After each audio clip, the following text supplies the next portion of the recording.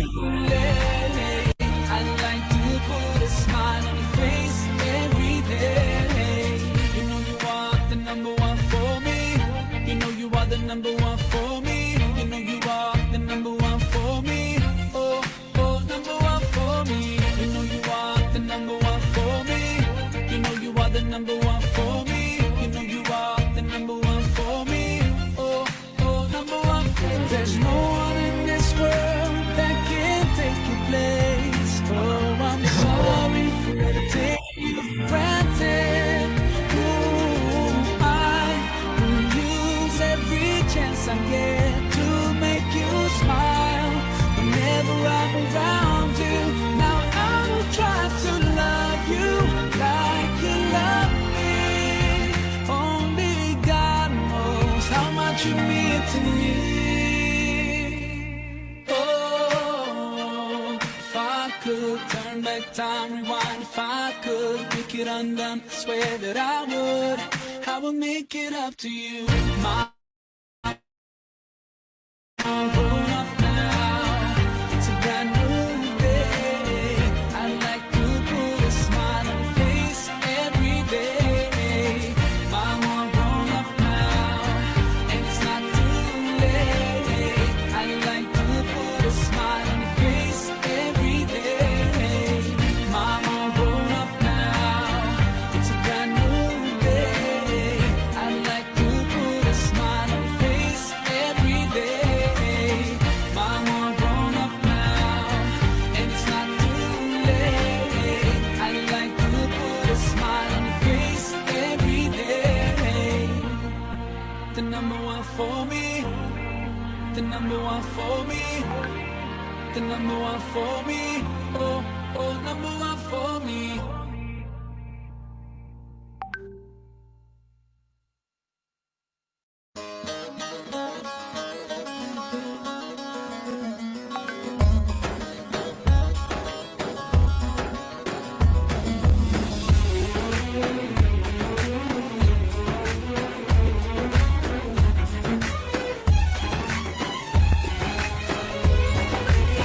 مولاي صل وسلم دائما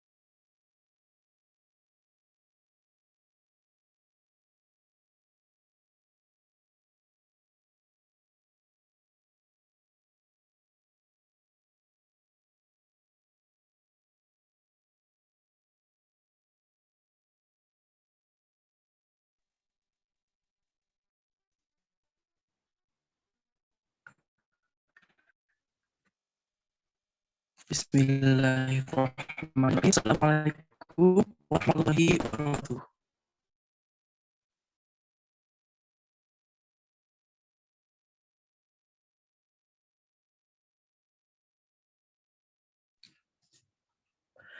Alhamdulillahirabbil alamin wassalatu wassalamu ala asyrofil anbiya'i wal mursalin ala sayyidina Muhammadin wa ala alihi washabbihi rabbi shrah li sadri wa yassir li amri wahlul 'uqdatam min lisani yafqahu qawli amma ba'du.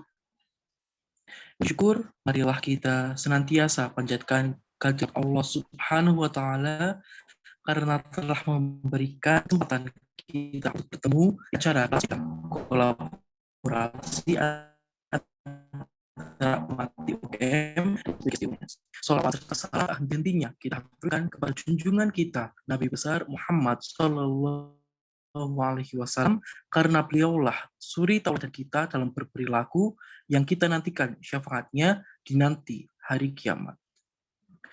Sebelumnya, perkenalkan saya Arga Pratama selaku MC yang akan memandu jalannya acara pada hari ini. Sebelum acara dimulai, saya akan membacakan terlebih dahulu susunan acaranya sebagai berikut. Acara yang pertama, pembukaan. Acara yang kedua, tilawah.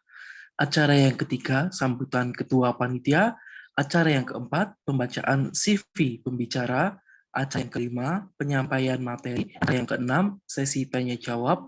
Acara yang ketujuh, sesi dokumentasi. Dan acara yang terakhir, doa dan penutup. Baik, langsung saja untuk membuka acara kelas media pada pagi hari ini, marilah kita membaca basmalah bersama-sama. Bismillahirrahmanirrahim. Acara yang kedua yaitu tilawah.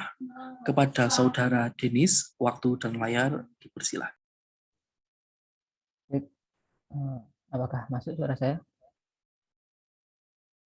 Assalamualaikum warahmatullahi wabarakatuh. Waalaikumsalam warahmatullahi wabarakatuh. A'udzu billahi minasy syaithanir rajim. Bismillahirrahmanirrahim. Ya ayyuhan nasu in kuntum fi raibin minal ba'tsi fa inna خلقناكم من تراب ثم من نطفة ثم من علقة ثم من مضغة مخلقة وغير مخلقة لنبين لكم ونقر في الأرحام ما نشاء إلى أجل مسمى ثم نخرجكم طفلا ثم لتبلغوا أشدكم ومنكم من يتوفى ومنكم من يرد إلى أرذل العمر لكي لا يعلم من بعد علم شيئا وترى الأرض هامدة فإذا أنزلنا عليها الماء اهتزت وربت وأنبتت من كل زوج بهيج ذلك بأن الله هو الحق وأنه يحيي الموتى وأنه على كل شيء قدير صدق الله العظيم. Assalamualaikum warahmatullahi wabarakatuh. Waalaikumsalam warahmatullahi wabarakatuh. Masya Allah, sungguh indah suara yang dilantunkan oleh Mas Denis. Terima kasih kepada saudara Denis. Semoga dengan lantunan ayat suci yang dibacakan dapat menjadikan kita sebagai umatnya yang mencintai Al-Quran. Amin. Selanjutnya yaitu sambutan dari Ketua Panitia Kelas Media kepada saudara Yusuf Nur Abidin, dipersilahkan.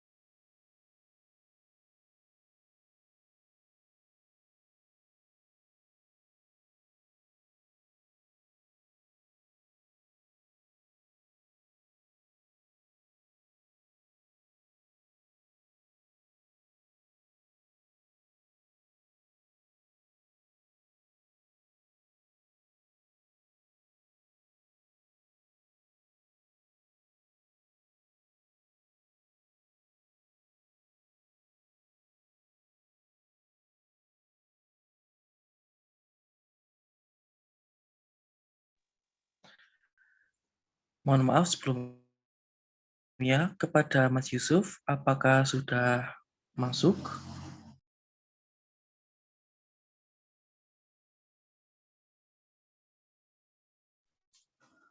Baik, karena kemungkinan Mas Yusuf terkendala sinyal, akan saya lanjutkan ke acara berikutnya.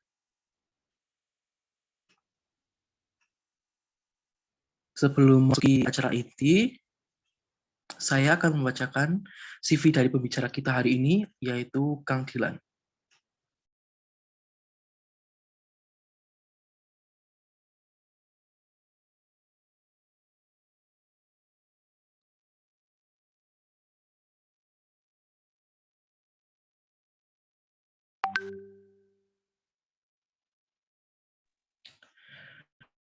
Baik, langsung saja.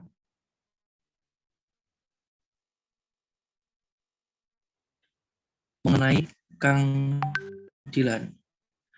Beliau memiliki nama asli Fadlan Miftahudin, namun biasa dipanggil Kang Dilan oleh rekan-rekan sekantornya. Beliau merupakan konten kreator yang membahas tips pembuatan konten dan desain menggunakan Canva. Keahlian beliau yaitu sebagai desain promosi, desain media sosial, desain poster, dan desain presentasi. Kita bisa menghubungi beliau di email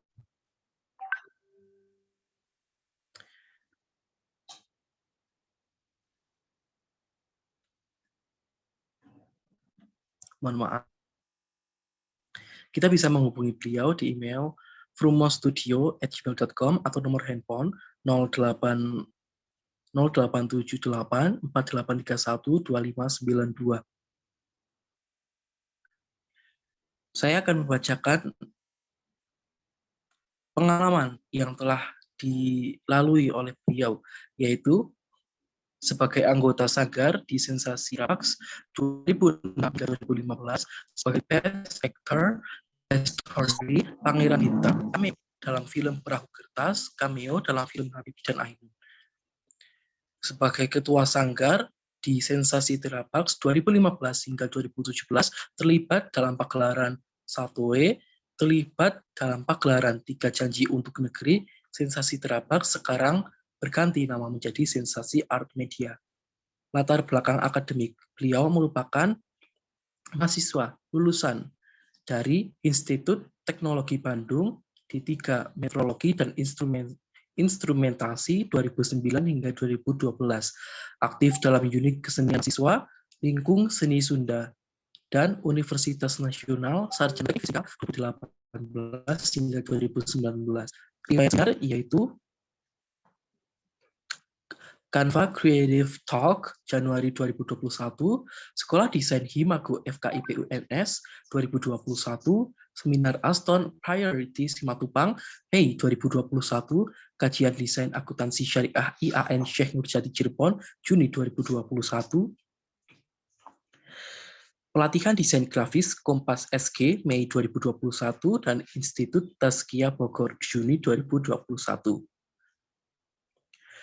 Baik, mungkin itu prestasi-prestasi luar biasa dari Kang Dilan. Sebelumnya saya akan mengumumkan nanti akan ada sesi interaktif. Jadi nanti Kang Dilan akan bertanya secara langsung ke audiens. Ada hadiah 1 untuk peserta yang paling aktif dalam sesi interaktif tersebut. Insya Allah dapat tiket gratis kelas Canva. Baik, langsung saja akan aku silakan kepada pemateri kita yang luar biasa hari ini, kepada Kang Dilan. Baik, Assalamualaikum warahmatullahi wabarakatuh. Waalaikumsalam warahmatullahi wabarakatuh. Sebelum dimulai, tadi terima kasih kepada Mas Arga ya, sudah menyampaikan CV dari saya dan juga sudah menyampaikan pesan. Jadi buat teman-teman, insya Allah nanti untuk peserta yang aktif, nanti saya ada sedikit sesi interaktif ya, maksudnya saya akan bertanya gitu. Jadi peserta yang aktif dan peserta yang apa namanya, nanti aktif juga dalam sesi tanya jawab, insya Allah akan mendapatkan 1 tiket gratis di kelas saya ya, di rubrik grafis. Oke, kita mulai aja. Bismillahirrahmanirrahim. Assalamualaikum warahmatullahi wabarakatuh. Mohon maaf Waalaikumsalam. kalau misalkan nanti terjadi apa delay dari saya, panitia bisa langsung feedback ya, gitu. Di chat WA aja gitu, Kang, misalkan slide-nya kelewat atau misalkan suaranya tidak terdengar, oke? Baik, sesuai dengan tema yang pada pagi hari ini, alhamdulillah ini ada 69 orang ya di pagi hari ini yang bersemangat. Mudah-mudahan ilmu yang disampaikan bisa menginspirasi dan memberikan manfaat. Di sini saya mengambil tema dakwah asyik dengan konten menarik, oke? Tapi sebelum kita masuk pada materi yang lebih lanjut, kan teman-teman di sini akan membuat sebuah konten dakwah ya, yang notabene akan di-share di media sosial masing-masing gitu. Contohlah kita ambil media sosialnya yang mudah itu Instagram ya, gitu. Instagram kan teman-teman bisa membuat semacam poster dakwah yang di-share baik itu dalam bentuk foto atau mungkin sedikit dalam bentuk video, oke. Sebelum teman-teman masuk ke situ, ini saya perkenalan singkat ya, mungkin tadi sudah dibacakan, oke. Jadi ini bukan nama asli, tadi sudah disebutkan di CV saya, nama asli saya adalah Fadal Mitaudin, dan saya adalah seorang konten kreator dari tahun 2020 sebenarnya saya mulai benar-benar aktif membahas Canva. Menggunakan Canva sendiri sudah dari tahun 2018, dan saya sekarang alhamdulillah sudah menjadi mentor di kelas desain at Rubrik Grafis. Jadi teman-teman, Rubrik Grafis itu adalah platform pelatihan desain, tidak hanya Canva, tapi juga ada software lain seperti Adobe, Photoshop, Adobe Illustrator, ada juga 3D. Kalau teman-teman mau buat 3D, ada juga kelas 3D dengan menggunakan aplikasi Blender. Itu sekilas mengenai rubrik grafis. Oke. Nah, kita akan sedikit membahas soal desain grafis itu apa, karena sedikit banyak untuk membuat konten yang menarik itu teman-teman akan menggunakan prinsip-prinsip desain grafis. Nah, sebelum saya akan menjelaskan desain grafis itu apa. Jadi secara singkat gini, misal teman-teman adalah seorang konten kreator yang ingin membahas tentang dakwah ya, atau ingin berdakwah menggunakan konten, atau teman-teman adalah admin dari sebuah mungkin grup dakwah gitu kan, bisa jadi.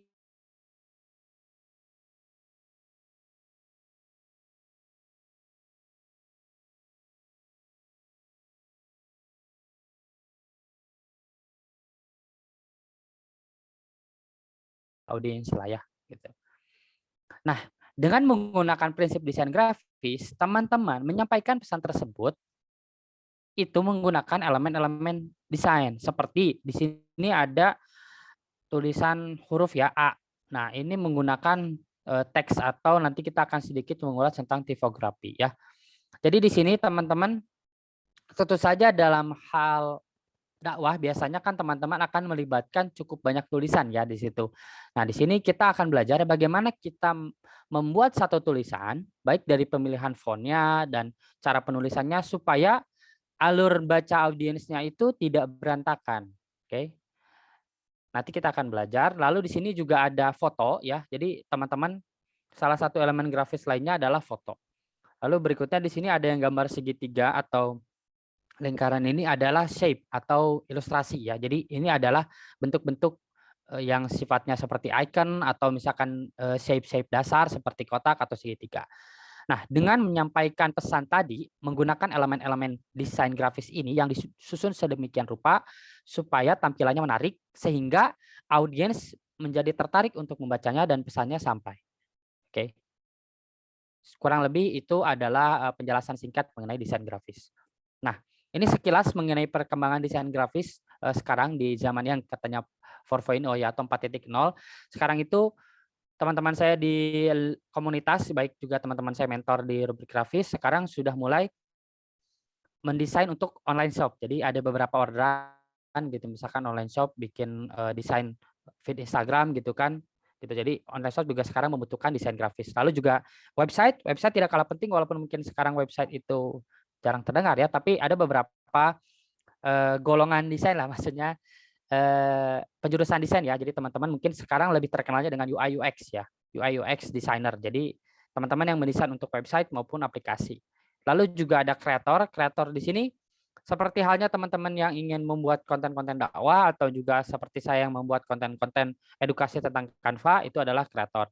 Nah, ini yang paling terakhir di pojok kiri bawah ada NFT artis. NFT ini cukup terbilang baru ya dengan fenomenanya Bitcoin, atau singkatannya tuh saya lupa ya, non fungible token ya. Kalau nggak salah, ginilah ilustrasinya. Teman-teman pernah lihat lukisan yang dijual, yang mahal banget, dijualnya harus lelang gitu kan. Nanti siapa yang bayar paling mahal, dia akan mendapatkan lukisan tersebut. Nah, untuk NFT artis ini ada beberapa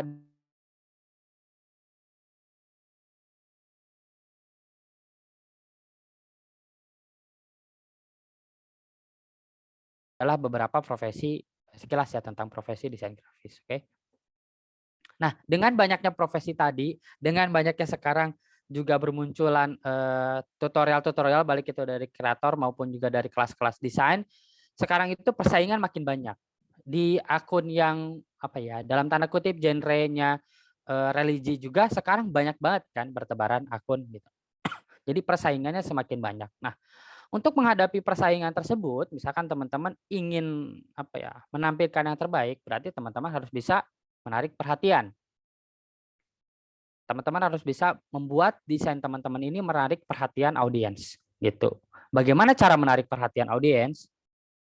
Ini 3 step yang simple, tapi kadang kita lupa ya. Pertama, kita harus pelajari. Kita harus pelajari dulu gimana sih cara membuat konten yang menarik, gimana sih cara supaya kalau misalkan teman-teman posting di Instagram itu banyak yang like atau misalkan nanti jadi convert jadi follow gitu. Lalu setelah teman-teman mempelajari tentang desain itu seperti apa, teman-teman jangan lupa latihan. Ini yang sering saya sebut ya untuk teman-teman saya yang ikut kelas saya. Banyak yang sudah baca modul tapi tidak latihan. Jadi hanya sekedar beli aja gitu, habis itu udah nggak dilatih gitu. Sayang banget sih kalau menurut saya, misalkan teman-teman beli buku atau misalkan ikut e-course atau misalkan lihat tutorialnya di YouTube tapi habis itu hanya dilihat aja tidak dilatih. Itu sayang banget sih. Dan kalaupun teman-teman latihan terus mendesain gitu kan, cobain gaya ini, gaya itu gitu kan. Teman-teman jangan lupa evaluasi. Evaluasi ini penting. Evaluasi itu bagaimana caranya? Teman-teman bisa dengan cara yang simple.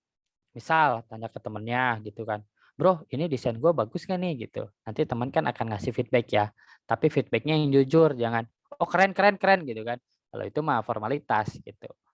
Atau juga teman-teman bisa mencari mentor. Nah ini yang saya lakukan dari pertama kali saya membuat konten di Instagram. Saya membuat mencari mentor ya gitu. Baik itu dari senior yang sudah lebih dulu di Canva, menggunakan Canva, atau juga senior yang lintas aplikasi. Saya juga belajar sama pengguna Adobe Photoshop, saya belajar sama pengguna Illustrator, iCap, bahkan 3D seperti Blender gitu. Jadi teman-teman jangan lupa untuk evaluasi. Nah, supaya teman-teman bisa menjadi expert. Dengan insya Allah dengan teman-teman belajar, teman-teman latihan, dan juga teman-teman evaluasi dan feedback-nya itu menjadikan motivasi untuk teman-teman jadi lebih baik. Jangan saat mendapatkan kritik ya, kritik yang membangun, teman-teman sensi gitu, baper, akhirnya jadi nggak mau desain lagi gitu. Sayang banget kalau menurut saya. Jadi dengan insya Allah dengan pelajari, latihan, dan evaluasi, teman-teman bisa menjadi expert. Oke, sebelum kita masuk ke lebih dalam mengenai bagaimana cara membuat konten atau mendesain konten yang menarik, saya justru akan menanyakan dulu kepada teman-teman. Nah, desain yang menarik ini menurut teman-teman seperti apa? Oke, di sini boleh teman-teman jawab melalui chat atau misalkan teman-teman ada yang mau open mic menjelaskan langsung. Menurut teman-teman desain yang menarik itu seperti apa? Monggo. Di sini tidak ada jawaban salah benar. Saya hanya ingin kita menyamakan persepsi dulu. Monggo, saya akan tunggu sampai teman-teman ada yang memberikan feedback baik itu chat maupun open mic. Oh, ini udah ada yang chat. On point, langsung banyak ya. On point dan minimalis, tidak terlalu banyak tulisannya. Tidak terlalu banyak tulisannya. Oke, on point, minimalis, mirip-mirip ya. Enak dipandang. Iya, enak dipandang. Desain yang menarik itu otomatis dalam tanda kutip enak dipandang ya. Eye catching, sama kayak enak dipandang ya. Yang pesannya bisa tersampaikan dengan baik. Oke, gambarnya bermacam-macam, font menarik dan jelas sesuai dengan topik yang dibahas. Tidak banyak font, desain yang membuat penasaran pembaca. Waduh, font menarik, estetik, warnanya nggak gelap. Nah, mampu menarik perhatian. Oke, Masya Allah ini jawabannya sudah apa ya? Mendekati secara teknik dan mendekati secara apa ya? Makna ya. Oke. Jadi sebelum kita masuk ke detailnya, saya akan menampilkan 2 buah poster. Oke. Nah, di sini dua-duanya posternya Masya Allah bagus ya. Tapi saya ingin teman-teman mengkaji lagi, melihat lebih dalam dari kedua poster ini, mana yang lebih menarik. Yang sebelah kiri kah, yang Street Food Festival, atau yang sebelah kanan, Food Truck Festival? Monggo ditulis di kolom chat. Atau mungkin ada yang mau open mic gitu, menjelaskan kenapa sebelah kiri atau kanan lebih menarik. Oke, kiri kanan, kiri kanan, kiri kanan. Wah, ini terjadi dualisme. Ini kiri ini yang mana nih? Yang Street Food Festival ya?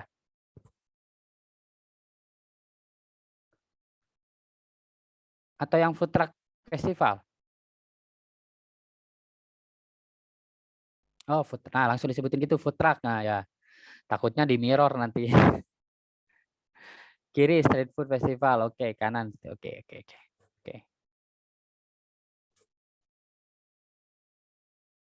Street food, oke.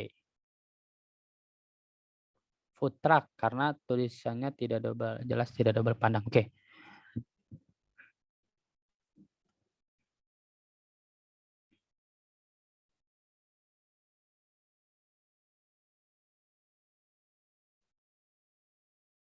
Oke, gini. Jadi di sini terbagi 2 ya. Lagi-lagi di sini tidak ada jawaban salah benar, tapi di sini membuktikan teman-teman ada yang memilih yang food festival, ada yang memilih food truck festival. Oke, kita akan kupas dulu. Jadi tadi sudah ada yang jawaban yang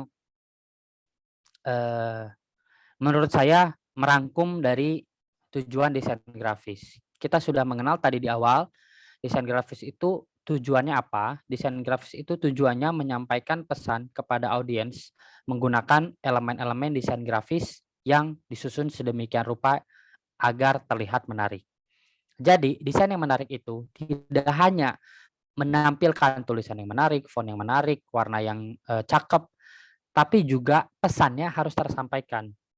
Jangan sampai elemen-elemen grafis itu secara sekilas itu terlihat menarik, eye-catching banget kita lihat. Tapi begitu kita gali lebih dalam, pesannya tidak tersampaikan dengan baik. Nah, kalau misalkan kita lihat kedua poster ini, yang food truck dan yang street food, nah, saya sebut judulnya aja ya. Kalau kita lihat yang food truck, itu dia menggunakan prinsip tipografinya di sini menurut saya ini lebih kuat daripada yang street food festival. Kenapa? Karena di food truck festival ini dari segi judul kita lihat dari atas Goofer Present. Ini kalau misalkan bisa di zoom ya. Nah, ini Goofer Present Food Truck Festival. Dia one liner di tengah. Lalu ke berikutnya ke yang gambar truk ini, lalu informasi di bawahnya.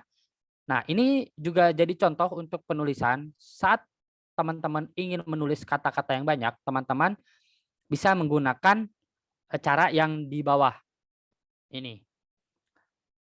Tulis informasi di sebelah kiri dan di sebelah kanannya. Di sebelah kirinya ada tanggal 5 Desember, open door-nya jam berapa, free entry. Di sebelah kanannya itu ada tempat dan macam-macam booth-nya ya. Di sini ada Pizza Hut, di Halal Club, Komro, tahu bulat, cap orang tua. Oh, ini ada banyak. Nah, itu ada isinya apa aja. Jadi penggunaan informasinya bisa ditulis di sebelah kiri dan kanan. Atau kalau informasinya tidak banyak, bisa seperti judul ini.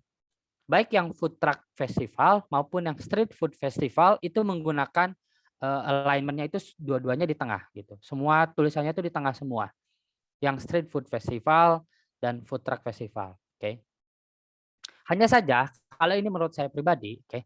Jadi di sini penulisan free entry competition live music fun itu senada dengan backgroundnya ya, karena dia menggunakan backgroundnya kayak terpencar gitu kan. Tapi alangkah lebih baiknya kalau misalkan si apa namanya di arrange-nya itu lebih apa ya, lebih nempel lagi gitu. Maksudnya lebih tidak terlalu menyebar. Karena apa? Ini dua-duanya menarik ya. Ini dua-duanya Masya Allah menarik. Tapi kita sebagai yang pembuat desain ini, kita berhak atau bisa menentukan alur baca audiens. Oke. Kalau kita menggunakan one liner, ini udah bagus nih one liner dua-duanya nih. Ada pas Street Food Festival dari judul. Itu kita bacanya dari judul dulu, lalu ke informasi ke bawah. Nah, pada saat informasinya tersusun seperti ini masih dalam ya seperti yang food truck ini, masih dalam apa ya? Urutannya kiri kanan gitu. Itu lebih mudah kita membaca informasi gitu daripada yang lebih tersebar gitu. Karena kita sebagai desainer itu berhak untuk menentukan alur baca audiens. Karena pada saat audiens pertama kali melihat sesuatu, sebenarnya kita itu bukan langsung membaca, bukan reading, tapi kita itu scanning dulu. Kita akan men-scan mana informasi yang kira-kira menarik, lalu kita akan membaca detailnya. Oke. Nah, untuk itu, oleh karena itu, sorry, kita akan mulai masuk bagaimana cara membuat desain yang pesannya tersampaikan tapi tampilannya menarik. Oke, kita mulai dari tulisan. Tadi kita sudah singgung sedikit bagaimana cara menulis teks yang panjang dan bagaimana cara menulis judul. Nah, di sini kita akan sedikit belajar mengenai tipografi. Apa sih tipografi itu? Tipografi itu sederhananya adalah bagaimana cara kita menulis tulisan baik itu yang bentuknya panjang atau hanya judul dalam kanvas desain kita ini. Sorry. Nah, sebelum masuk ke tipografi itu apa, penulisannya seperti apa, teman-teman baiknya mengenal dulu yang namanya typeface dan font. Ini saya juga masih kadang suka ketuker ya, mana typeface, mana font. Jadi typeface, contohnya mungkin teman-teman pernah dengar seperti sans serif atau serif. Nah, itu adalah typeface ya. Nah, kita ada contoh salah satu typeface sans serif. Namanya Lexan. Oke. Nah, fontnya dalam typeface Lexan ini ada Lexan extra bold, ada Lexan semi bold, bold, medium, terus ke bawah sampai ke yang tidak terlalu bold. Simpelnya begini, Lexan itu adalah marga. Oke. Misalkan katakanlah marganya Jackson misalkan. Nah, typeface-nya Jackson. Nah, fontnya itu ada Michael Jackson, ada William Jackson. Nah, simpelnya seperti itu. Jadi typeface itu adalah marga dan font ini adalah anggota keluarga dari marga tersebut. Nah, ini salah satu cara saya pribadi dalam menggunakan font. Jadi sering ada yang nanya ke saya melalui DM ataupun peserta di kelas desain ya. Kang, saya mau buat poster untuk acara atau misalkan untuk konten media sosial, baiknya menggunakan berapa font sih? Atau menggunakan font apa? Kombinasinya apa gitu. Kalau saya pribadi, saya biasanya menggunakan font itu tidak lebih dari 3. Paling maksimal itu 3 ya. Jadi saya menggunakan 2-3 font. Dan untuk kombinasi fontnya, kalau saya pusing ya mau pakai kombinasi fontnya seperti apa, saya biasanya masih pakai font dalam satu typeface. Oke, misal begini. Untuk judul saya menggunakan Lexan extra bold. Untuk isi saya menggunakan yang di bawahnya, misalkan Lexan medium atau Lexan bold. Jadi masih sama-sama dalam satu keluarga yang sama untuk apa ya lebih harmonis gitu karena mereka masih satu keluarga. Oke. Atau juga misalnya teman-teman mengenal typeface lain. Tadi kita sudah mengenal typeface yang sans serif ya, Lexan. Di sini typeface itu atau penggunaan font itu mempengaruhi juga mood dari desain yang akan kita tampilkan. Misal typeface-nya itu sans serif ya, contohnya Lexen tadi, atau juga di sini ada bebas new. Itu moodnya itu santuy, jadi lebih ke santai gitu kan, biasanya digunakan di iklan-iklan, di poster makanan, atau misalkan poster aplikasi yang segmentasinya anak muda. Itu biasanya menggunakan typeface sans serif. Lalu di bawahnya ada yang moodnya serius ini adalah typeface yang serif, Playfair Display nama fontnya ya. Nama typeface-nya ini Playfair Display. Itu biasanya mood yang ingin dibawakan itu mood yang serius gitu. Di barang-barangnya biasanya kayak di parfum atau misalkan di baju clothing, beberapa ada juga yang pakai sans serif. Dan ini identik sans serif ini serif ini yang serius moodnya, dan yang mewah ini sebelah kanan atas yang fontnya Sacramento itu moodnya mewah. Biasanya ini dipakai kalau misalkan teman-teman mau desain-desain yang ala-ala estetik. Biasanya fontnya serif atau enggak yang kalau di Canva namanya handwriting ini tuh. Yang moodnya mewah ini tuh. Di sini ada contohnya namanya fontnya Sacramento. Lalu di bawahnya di sini ada font-font yang bentuknya unik ya.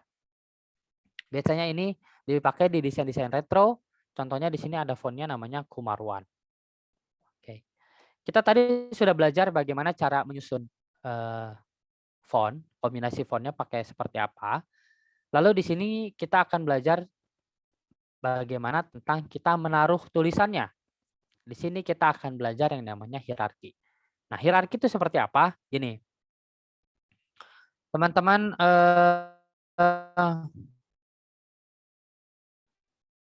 pernah nemu tulisan yang panjang banget di presentasi ya, gitu. Atau misalkan contoh yang enak hierarki itu ada di majalah.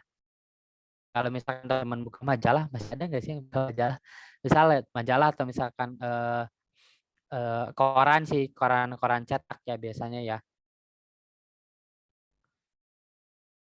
Itu penulisannya bisa enak banget dilihat gitu dari segi judul dan isi. Oke.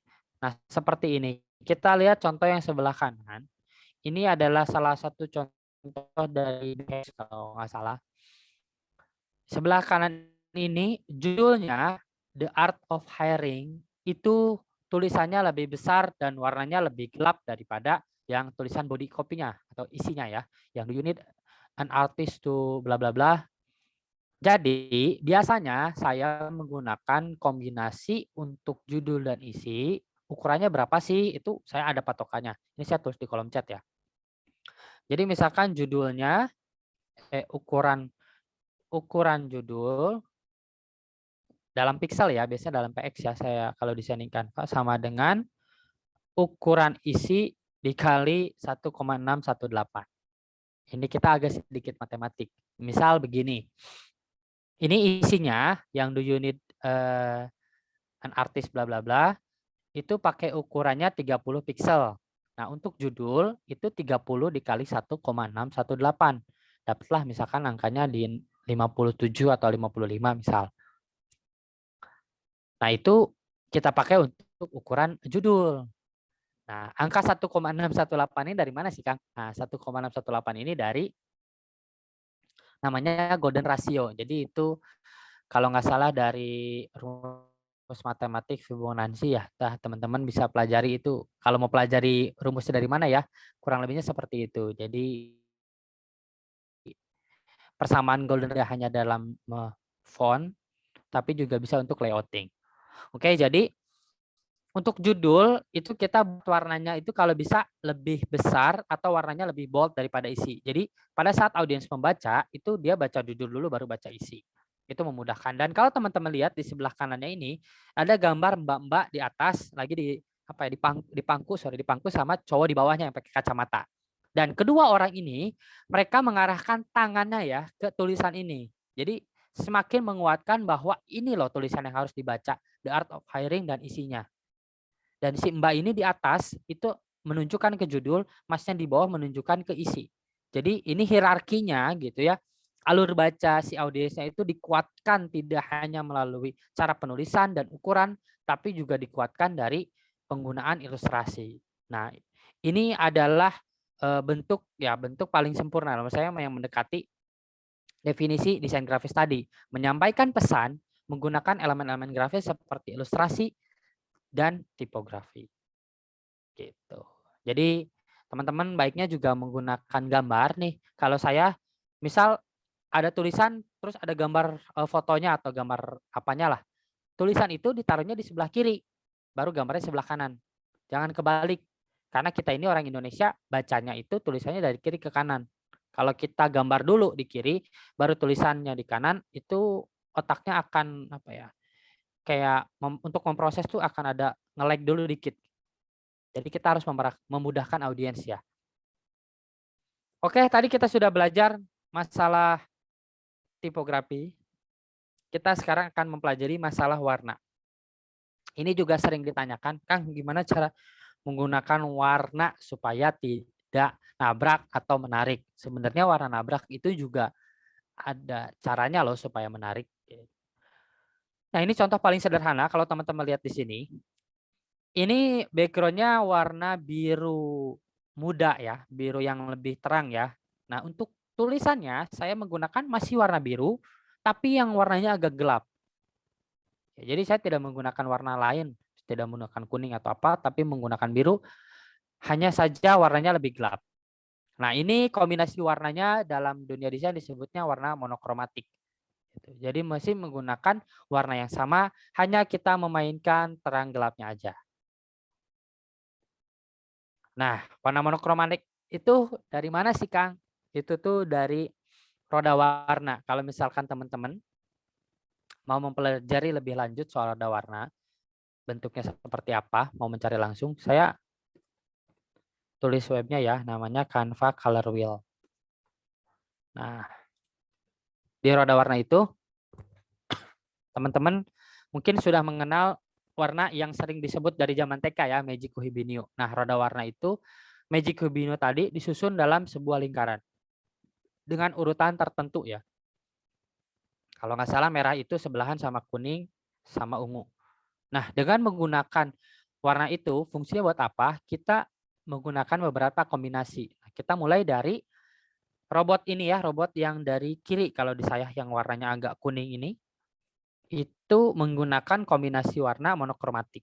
Jadi dalam roda warna tadi saya sudah sebutkan, kita pilih warna utamanya misalkan warna kuning seperti ini, lalu untuk kombinasi warna lain masih menggunakan warna kuning, tapi ada yang lebih terang atau ada yang lebih gelap. Nah, di sini saya menggunakan warna yang lebih gelap ya, jadi agak mirip hijau ya mungkin ya. Nah, itu adalah kombinasi warna monokromatik. Kalau teman-teman buka web tadi, Canva Color Wheel, itu langsung klik warna monokromatik, pilih warna utamanya pilih misalkan kuning, lalu klik warna monokromatik, nanti web itu akan menyarankan warna-warna lain dengan kombinasi warna monokromatik. Lalu kombinasi berikutnya, ini kombinasi warna complementary ya, kita geser ke sebelahnya, yang badannya ungu, ini badannya ungu, lalu lengannya hijau, itu kombinasi warna complementary. Nah, complementary adalah kombinasi warna yang unik menurut saya. Dia menggunakan warna yang berseberangan dalam lingkaran. Jadi si hijau ini ada di kutub utara misalkan, si ungu ini ada di kutub selatan, dia beda kutub. Tapi itu ternyata bisa jadi kombinasi warna. Dan kombinasi warna ini digunakan dalam film yang kemarin lagi rame itu. Saya sempat lihat masuk ke Explore, saya lihat ada rame, ternyata itu film dari Korea ya. Kalau nggak salah namanya Squid Game ya.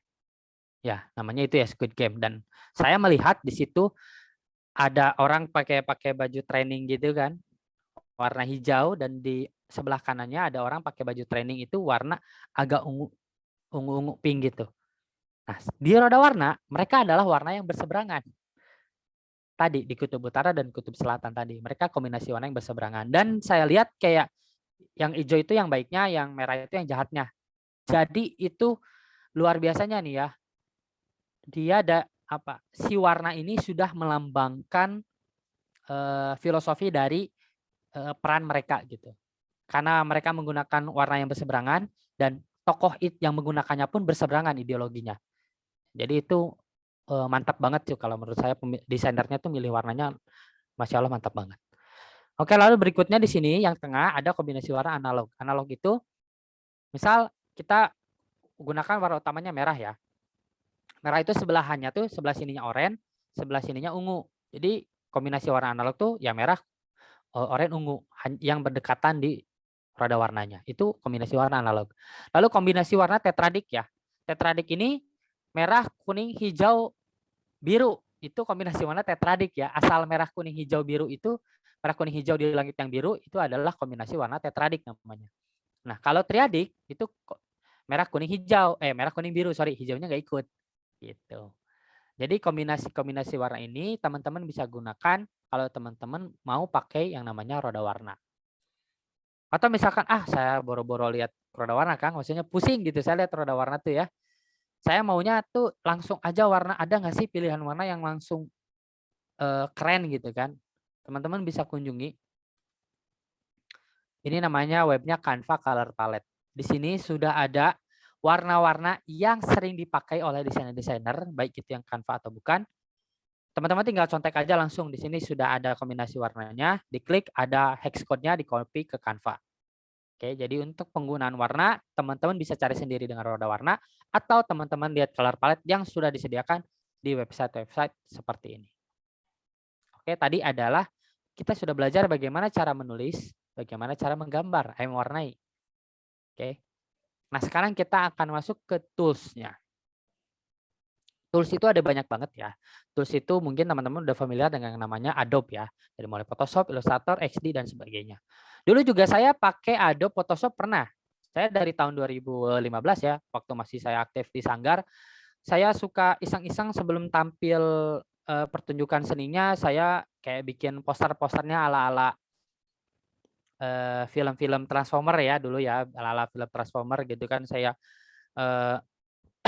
desain di Photoshop, lalu saya print, saya tempel di mading sekolah gitu. Tapi Photoshop yang saya gunakan dulu adalah Photoshop bajakan. Oke. Jadi saya membajak menggunakan caranya di internet, saya tidak bayar subskripsi ke Adobe. Dan setelah saya pelajari itu perbuatan yang tidak baik ya. Akhirnya saya mulai meninggalkan cara itu, tapi saya belum menemukan software lain yang bisa mendesain tapi gratis. Ada nggak sih? Akhirnya saya menemukanlah Canva. Dan sekarang saya menggunakan software-software desain gratis seperti Canva. Untuk konten sosial media saya paling sering menggunakan Canva. Atau saya juga menggunakan Inkscape, kadang-kadang 3D, menggunakan Blender itu untuk project-project ya. Gitu. Tapi untuk sosial media, ini Canva itu cukup banget. Ini bikin paparan juga saya presentasinya di Canva. Oke. Nah, kenapa Canva? Tadi sudah disebutkan ya, Canva itu adalah aplikasi desain gratis yang bisa kita pakai di mana aja. Teman-teman desain di laptop nih, terus tiba-tiba misalkan di jalan teman-teman harus revisi, nggak bawa laptopnya, teman-teman cuma bawa smartphone gitu kan misalkan. Nah, teman-teman bisa buka di HP juga gitu. Dan uniknya Canva, sekalian teman-teman berlangganan pun murah, langganannya cuma 75.000, bisa dibayar pakai pulsa ya, atau bisa dibayar pakai GoPay. Itu sekalian teman-teman langganan di laptop, teman-teman buka di HP dengan email yang sama, itu tetap langganannya nggak akan hilang. Gitu. Jadi teman-teman masih bisa pakai Canva Pro. Nah, tools-nya ada apa aja? Tools-nya ini, tools yang menurut saya paling enak di Canva itu adalah Microstock. Microstock itu apa? Saat kita mendesain, kita pasti butuh gambar-gambar atau ilustrasi ya untuk mendukung desain kita supaya lebih menarik. Nah, bagusnya di Canva itu udah ada. Jadi udah ada orang-orang yang upload ilustrasi mereka atau gambar-gambar mereka ke web Canva. Jadi kita bisa langsung pakai. Lalu Canva bisa editing video, bisa animasi. Animasinya sederhana kayak di PowerPoint yang teksnya gerak atau halamannya gerak, itu masih sederhana. Dan ini adalah fitur terakhir yang lagi dikembangkan Canva, susun video. Sekarang Canva bisa edit video. Modelnya kayak KineMaster atau VN-Cut gitu lah ya. Jadi teman-teman bisa edit video di situ, bisa masukin transisi. Ini lagi hype banget nih di Canva. Oke. Nah, user kan ini ada yang tadi saya udah bahas ya, ada yang free user dan ada pro user. Perbedaannya apa? Yang pro user itu lebih banyak pilihan Microstock-nya karena yang free user hanya bisa menggunakan gambar-gambar yang free dan yang pro bisa menggunakan gambar yang sifatnya pro ya, sorry. Nah, untuk license-nya gimana nih Kang? Untuk license-nya teman-teman bisa lihat lengkap di Canva License Agreement. Di situ bisa mana yang bisa digunakan untuk komersial dan personal. Tapi kalau teman-teman udah jadi pro user, insya Allah itu udah bisa untuk komersial ya. Tapi catatannya gini, komersial itu bukan teman-teman jual gambarnya. Gambar di Canva teman-teman download terus teman-teman jual. Bukan, itu namanya membajak. Maksudnya komersial itu teman-teman pakai gambarnya untuk bikin desain iklan, misalkan teman-teman jualan boba, misalkan bikin iklan boba, nah itu komersial use, oke? Jadi teman-teman mesti paham perbedaannya. Nah, ini adalah tampilan home interface dari aplikasi Canva, oke? Oke, tanpa berlama-lama kita akan langsung masuk ke sesi simulasi ya, sedikit ya. Di sini saya akan memberikan contoh bagaimana membuat poster dakwah ya, kita yang simpel-simpel aja. Karena saya sendiri adalah pengguna style minimalis ya. Soalnya saya nggak bisa desain yang terlalu rame. Oke? Sorry. Ini kalau misalkan nanti agak apa ya, nge-lag gitu, bisa langsung kasih feedback ya. Karena kan Zoom menggunakan internet dan Canva itu menggunakan internet. Jadi dalam tanda kutip ya, penggunaan internet di Canva ini pedang bermata dua. Bisa memudahkan, bisa juga kadang jadi trouble. Oke. Sudah masuk ya tampilan home interface Canva-nya ya. Kayaknya video saya agak delay. Di sini kita akan di pojok kanan atas ada tulisan Create Design. Oke. Kita klik Create Design. Nah, ukurannya, kalau ukurannya Instagram itu kan 1080 dikali 1080 ya. Nah, kita akan pakai, saran saya kalau teman-teman mau buat poster yang tulisannya agak banyak, itu pakai ukuran yang lebarnya 1080, lalu tingginya 1350. Kayak konten saya di Instagram tuh 1350. Jadi bentuknya agak portrait ke atas gitu.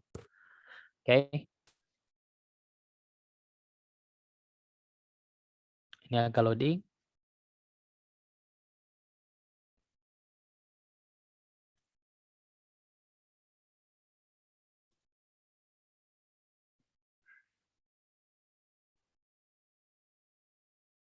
Nah, ini adalah tampilan dari desain interface ya. Saya nyebutnya desain interface Canva. Yang tadi adalah home interface-nya. Oke, di sini saya akan apa ya, menyajikan sebuah hadis kalau nggak salah ya, hadis riwayat Muslim kalau nggak salah yang menganjurkan kita untuk memperbanyak doa pada saat kita sedang sujud, posisinya sujud ya. Nah, jadi saya pertama akan mencari gambar orang sujud. Oke, kita bisa cari di foto. Nah, ini tadi saya udah sempat searching ya. Kalau kita masukin sujud kayaknya nggak ada deh. Oh, ada. Nah, ada langsung. Nah, kalau ada seperti ini, biasanya ini kontributornya orang Indonesia. Nih, Mel sujud praying.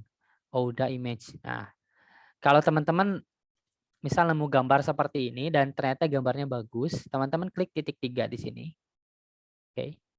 Lalu teman-teman bisa klik di sini nih. Ouda image. Begitu diklik nanti akan keluar tuh gambar-gambar yang serupa. Oke. Nah, ini ada banyak. Nah, misal saya kalau misalkan diminta Kang buatin konten dakwah atau poster dakwah, biasanya saya tidak menggunakan gambar perempuan ya. Kalaupun kepaksa gitu kan, misalkan temanya ada hijab atau apa, saya biasanya pakai gambar ilustrasi perempuan dan tidak menunjukkan wajah sih kalau saya biasanya. Misal kita akan pakai gambar ini ya, misal kita pakai aja dulu. Nah, ini gambar bagus. Oke, kita bisa crop. Nah, misal seperti ini. Kenapa saya crop seperti ini? Karena kita akan menambahkan tulisan kan. Jadi kita harus menyediakan white space namanya atau ruang kosong. Oke. white space seperti ini untuk menaruh tulisan kita. Tapi sayangnya ini karena gambarnya agak landscape ya. Jadi kalau kita pakai gambar orangnya cuma telinganya doang yang kopiahnya. Sayang kurang apa ya? Kurang menguatkan mood dari orang sujud. Jadi kita coba cari gambar yang lain ya. Oke. Kayaknya ini sama semua ya. Nah, kalau kita scroll, Canva itu sekarang sudah bisa tersambung ke Pexel dan Pixabay. Nah, tapi license-nya itu mengacu kepada license kedua web itu ya. Misal kita cari di Pexel. Cari misalkan sujud. Kalau ada bagus. Oh, nggak ada. Karena Pexel itu biasanya kontributornya orang luar. Kita ketik Muslim praying misalkan. Nah, ini ada banyak. Kita cari yang sujud ya. Nah, ini ada orang yang sujud ini ya. Oke. Nah, ini white space-nya lumayan banyak ya. Kita crop aja. Nah, kurang lebihnya seperti ini. Jadi, space kita untuk menulis itu ada banyak. Di sini kita aktifkan margin. Oke, nah. Lalu saya mengambil artikelnya. Sorry, kita masukkan judulnya aja dulu ya. Klik T kalau misalkan teman-teman pakai laptop. Di sini tulisannya perbanyak doa ketika. Oke.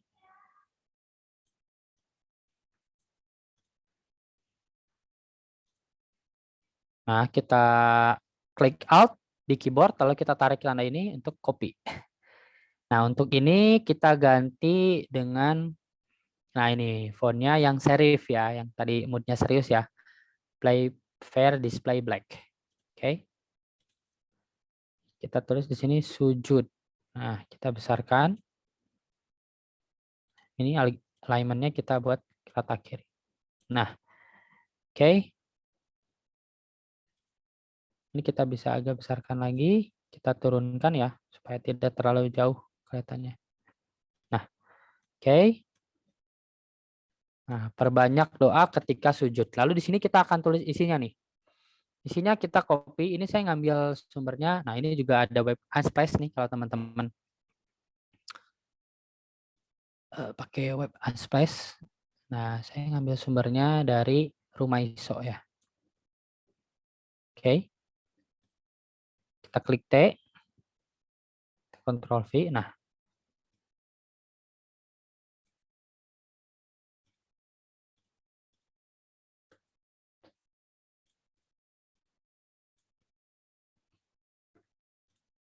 ini sumbernya kita kecilkan dulu ya. Nah, tulisannya kan seperti ini ya. Ini kita bisa hapus supaya tidak double.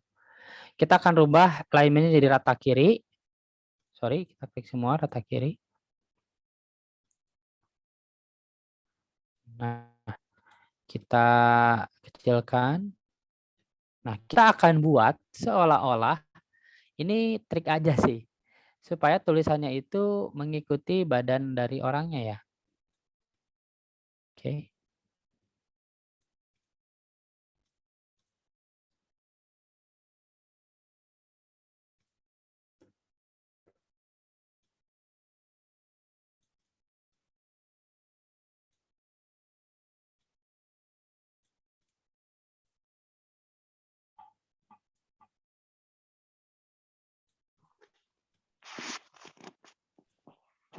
Nah, kurang lebih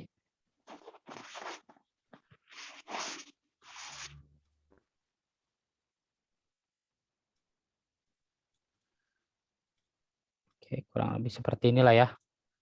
Jadi dia tidak menutupi orangnya. Nah, kurang lebih seperti ini. Lalu ini ada sumber. Ini saran saya kalau teman-teman mengambil artikel dari website lain, baiknya sumbernya dicantumkan ya. Oke.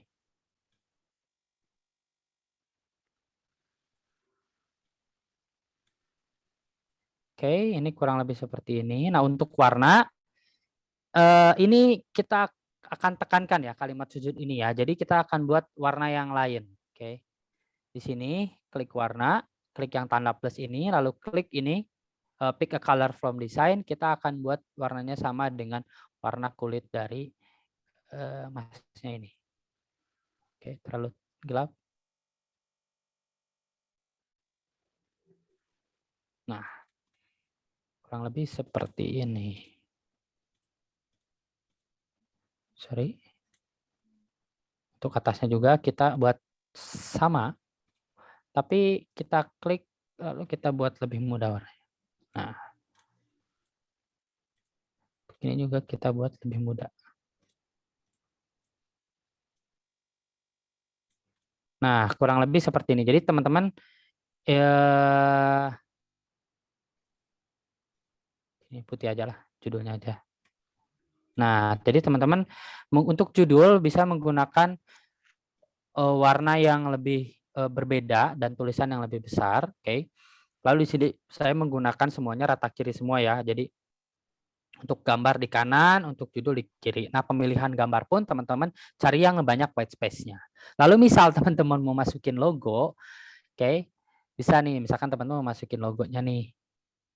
Nah, untuk sebagai pelengkap misalkan. Nah, bisa ditaruh di sebelah sini, malah yang berbeda. Oke. Nah, kurang lebih seperti ini. Nanti setelah ini kita akan download. Dan saran saya downloadnya dalam bentuk PNG ya. Kita download dalam bentuk PNG.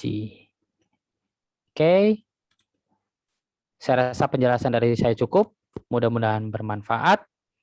Saya kembalikan kepada panitia. Monggo.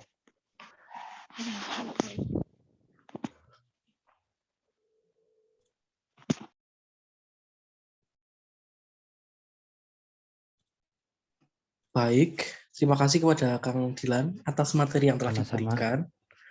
Bagi teman-teman yang memiliki pertanyaan dari materi yang telah disampaikan oleh Kang Dilan tadi, boleh disampaikan secara langsung dengan cara raise hand terlebih dahulu atau melalui kolom chat dengan format nama, underscore, asal instansi, underscore, pertanyaan, dan nanti pertanyaan yang di kolom chat akan saya bacakan. Ayo teman-teman yang ingin bertanya, bisa nih secara langsung raise hand atau ketik.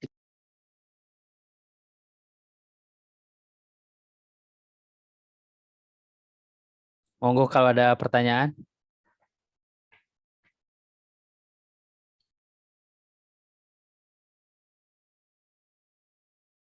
Mbak Arum nih kayaknya mau nanya nih.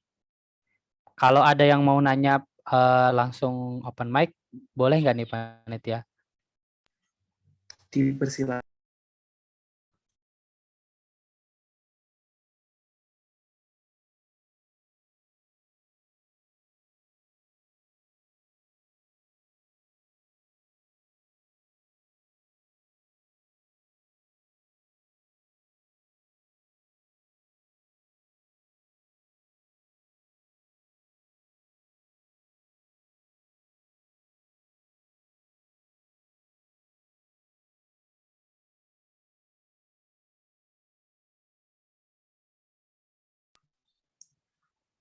Oke, ini pertanyaan dari Arum. Saya mau tanya terkait lisensi. Boleh dijelaskan hal-hal yang harus diperhatikan oleh desainer terkait lisensi?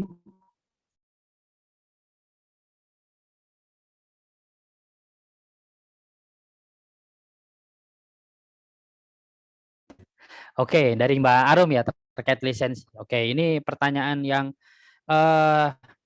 cukup bagus ya, karena kadang kita itu ngambil gambar, apalagi nih saran saya teman-teman kalau ambil gambar jangan dari Google. Misalnya teman-teman buka google.com terus cari gambar misalkan Muslim gitu ya, atau misalkan Muslim praying atau mosque atau masjid ya. Nah, baik saya teman-teman tidak dari Google langsung, karena dari Google itu sudah campuran dari semua website yang kita tidak tahu ya license-nya seperti apa. Oke, di sini saya langsung izin share screen lagi ya. Ada website yang saya sering pakai untuk saya mencari gambar. Dan di sini license-nya itu menurut saya license-nya bagus ya. Bisa, ini namanya Unsplash. Nama website-nya Unsplash, bisa search saja namanya Unsplash. Nah, saya klik misalkan gambar bapak-bapak ini ya, yang sedang sholat. Oke. Nanti di sini ada keterangannya. Nah, di sini free to use under the Unsplash license. Setiap web itu ada gini, FreePic ada juga free to use under FreePic license. Nah, diklik aja bagian itu, karena masing-masing web dan Canva pun ada ya. Langsung, saran saya langsung kunjungi sumbernya langsung. Kita klik nih. Nanti dia ada bunyi untuk Unsplash. Ini kenapa saya paling suka Unsplash ini. All photo can be download and use for free. Jadi fotonya bisa Anda download dan pakai gratis. Commercial and non-commercial purpose tujuannya. Jadi teman-teman bisa pakai buat jualan. Unsplash itu enak banget karena beberapa web itu ada yang license-nya hanya personal use, hanya untuk keperluan yang non-komersial. Kalau Unsplash itu keperluan komersial boleh. Dan di sini no permission need. Jadi kamu nggak perlu ngasih atribusi. Misalkan sumber foto dari Unsplash sebenarnya nggak perlu. Tapi kalau misalkan kamu ngasih, di-appreciate sama mereka. Gitu. Kayak saya misalkan saya ambil gambar dari FreePic. Saya edit sendiri. Gambar dari FreePic itu saya edit ya. Walaupun saya edit, saya rubah warnanya, saya ubah susunannya, saya masukkan ke dalam Instagram, tapi saya tetap mencantumkan cover material dari FreePic. Gitu. Jadi material desain covernya saya ambil dari FreePic. Karena itu lebih dihargai di dunia desain. Kecuali kayak misalkan saya pengguna Canva Pro. Saya pakai akun gambar-gambar yang Pro, itu saya tidak perlu atribusi sebenarnya. Kalau saya mau boleh gitu. Kecuali kita misalkan berlangganan kepada website tersebut. Nah, di sini ada tulisannya fotonya nggak boleh dijual. Jadi kamu download dari sini, kamu jual di marketplace lain nggak boleh. Itu namanya bajakan. Oke. Gitu. Jadi license-nya itu secara garis besar nih Mbak Arum, itu ada yang namanya license untuk personal use, keperluan personal, ada yang bisa untuk jualan, commercial use. Dan teman-teman lihat di websitenya langsung. Saya akan share di kolom chat sumber-sumber foto-foto yang bisa teman-teman ambil. Namanya ada Unsplash, ada FreePic, ada Pixabay, ada Pexel. Nah, untuk FreePic, Pixabay, Pexel itu ada yang harus langganan Pro. Jadi teman-teman kalaupun pakai free, saran saya mencantumkan atribusi ya sumber dari FreePic. Oke? Segitu aja sih, mudah-mudahan menjawab.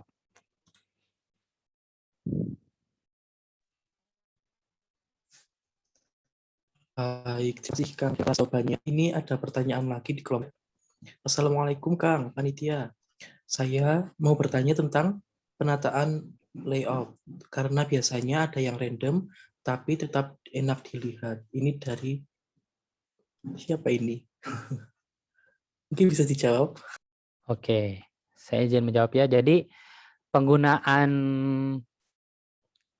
layout yang random tapi bagus itu adalah kalau saya sering lihat di Behance ya, itu ala-ala sering pakai stylenya yang streetwear design gitu ya. Biasanya dipakai di clothing line ya gitu. Jadi simpelnya gini, untuk ngatur layout itu ada yang tadi rata tengah ya.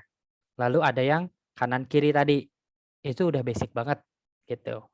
Rata tengah tuh baik itu gambar, font semua taruh di tengah.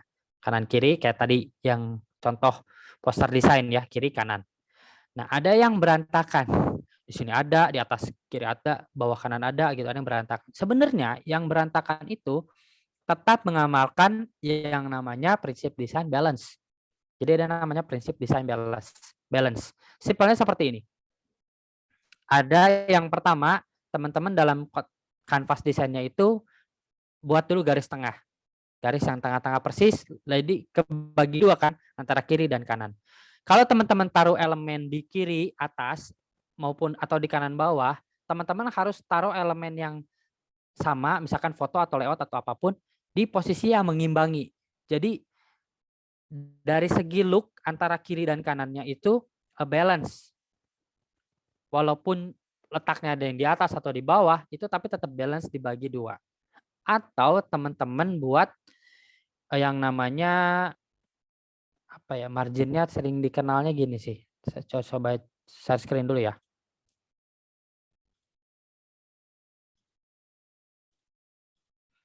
Ada yang layoutingnya seperti ini. Jadi teman-teman bikin 9 kotak gitu lah ya. Anggaplah satu desainnya dibuat jadi 9 kotak. Oke. Ini kalau nggak lurus nggak apa-apa ya.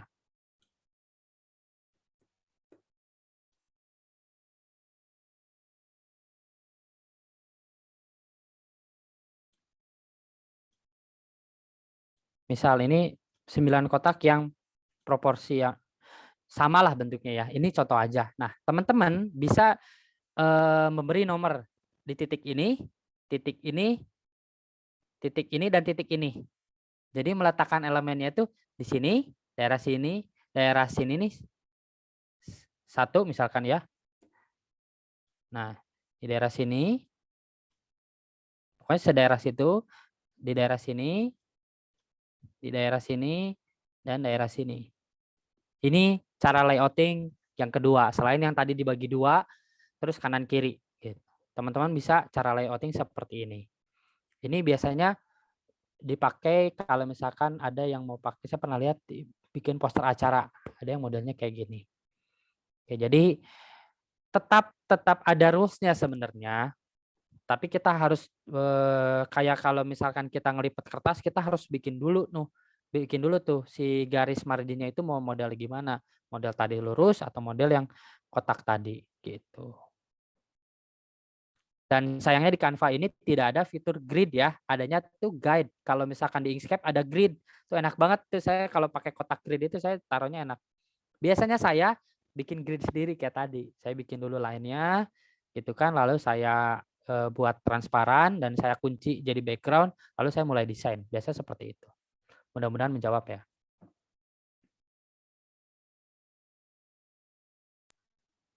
Baik, jadi itu ya jawabannya untuk yang sudah bertanya tadi. Ini ada pertanyaan lagi Kang dari Lukman Bekasi, mau tanya, membuat sertifikat untuk penghargaan boleh pakai template yang udah ada di Canva atau tidak gitu. Terima kasih sebelumnya.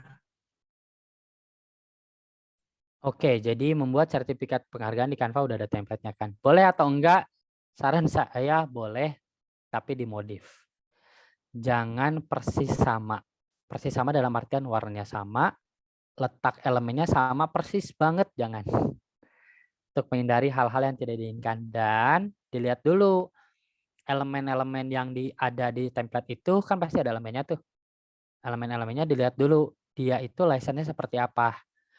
Ada, walaupun kita pengguna akun free, kalau pro udah ke cover semua ya. Kalau di free itu ada yang gambarnya license-nya free aja. Ada yang free tapi tulisannya one design one price kalau nggak salah ya. Itu kita hanya bisa pakai di satu halaman aja.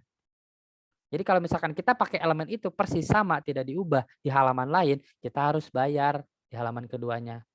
Nah, itu teman-teman perhatikan. Jadi saran saya sih kalau bisa tidak persis sama. Dan biasanya saya untuk sertifikat saya lebih enak pakai kombinasi shape-shape yang dasar. Misalkan lingkaran digabungin sama kotak, saya bikin sendirilah gitu. Karena untuk sertifikatnya kan biasanya tidak terlalu wah banget gitu kan ya. Maksudnya tuh bentuknya yang dasar-dasar aja sih. Mudah-mudahan menjawab.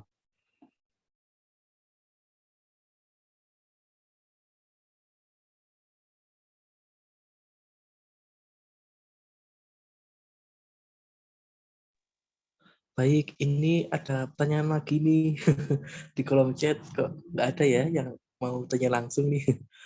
Ini dari Mbak Vita dari Firdaus, izin bertanya, kalau boleh tahu apa saja keyword, font, dan elemen yang populer dan sering Kang Dilan dipakai di Canva?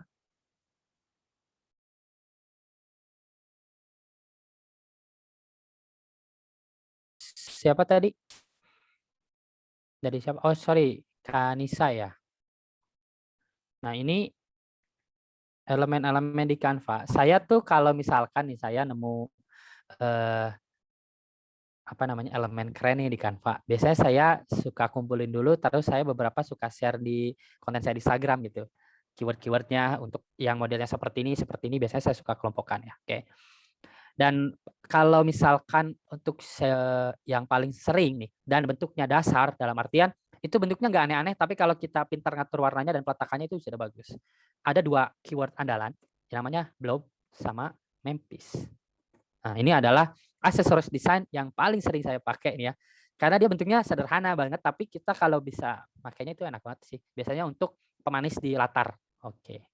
Itu. Oke. Monggo, barangkali ada yang mau bertanya langsung? Ini mohon maaf, ada yang raise hand ini mau bertanya langsung mungkin dari Mas Aksol, dipersilahkan. Iya Kang, Aksol mau tanya soal konsistensi ya. Gimana sih caranya tuh kayak Kang Dilan kan juga baru mulai fokus tahun 2020 ya konten. Ya.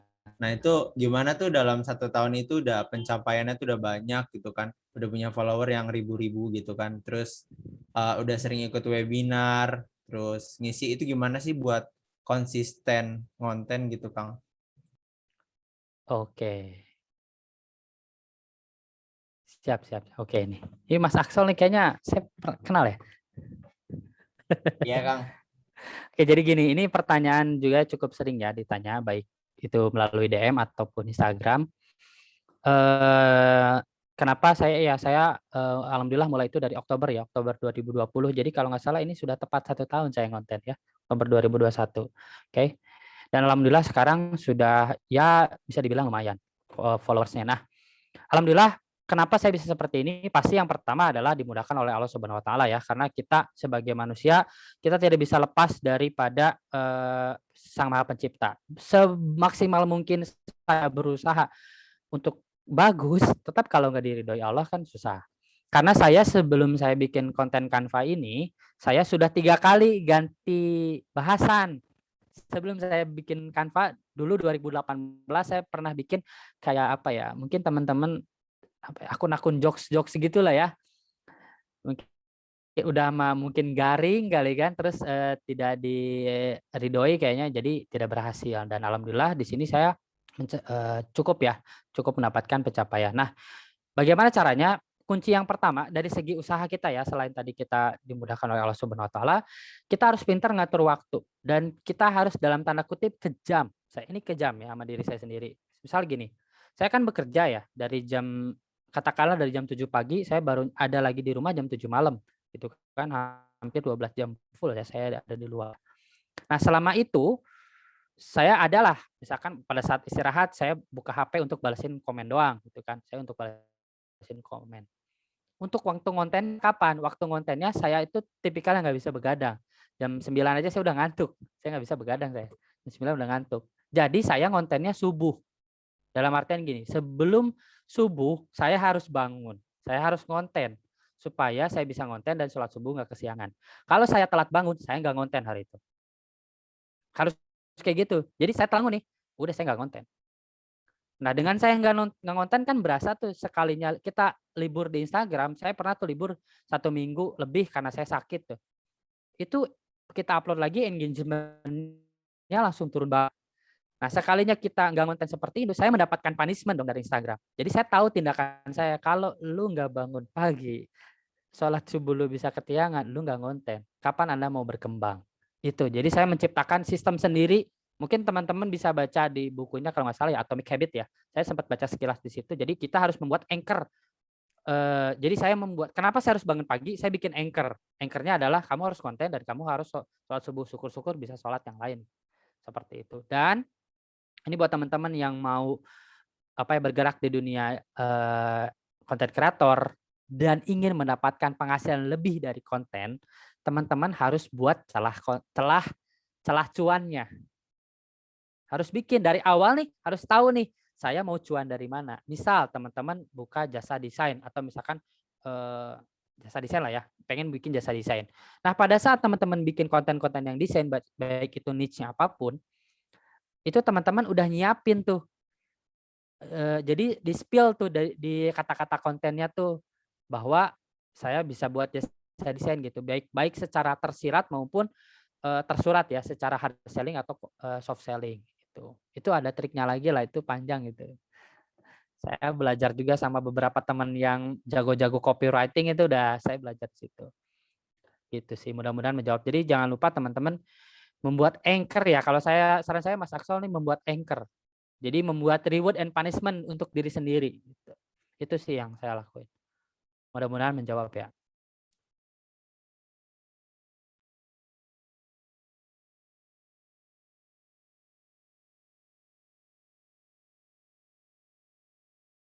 Ini alhamdulillah nih pertanyaannya langsung banyak nih. Ada lagi yang reset?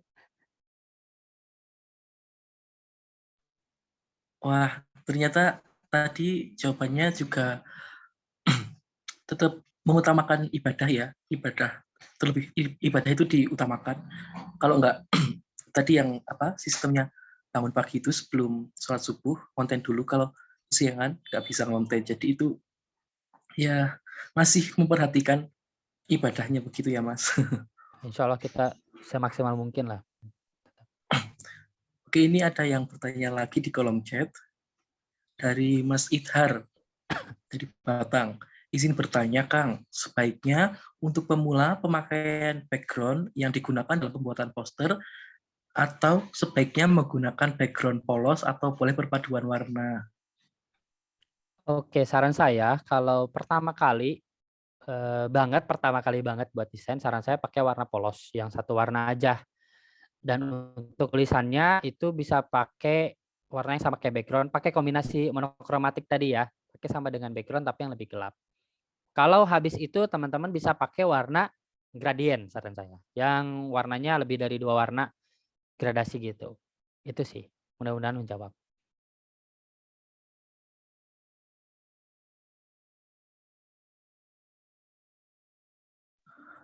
Oke, mungkin lanjut ke pertanyaan selanjutnya ini. Dari Mbak Nadia, dari Boyolali. Kang Dilan, izin bertanya. Kan terkadang ada masa di mana seseorang benar-benar lagi nggak ada ide. Desain buat konten dakwahnya mau kayak gimana. Gimana solusi untuk ngatasin hal tersebut? Art block. Mungkin ini jenisnya art block begitu. Oke. Saat lagi art block ya, lagi nggak ada ide, saran saya jalan-jalan. Bukan jalan-jalan keluar ke Indomaret beli teh botol balik lagi, bukan. Maksudnya jalan-jalan, kita menjalan-jalankan mata kita. Kita mencari inspirasi. Kalau saya sering cari inspirasinya dari behance.net, itu secara umum desain grafis ya.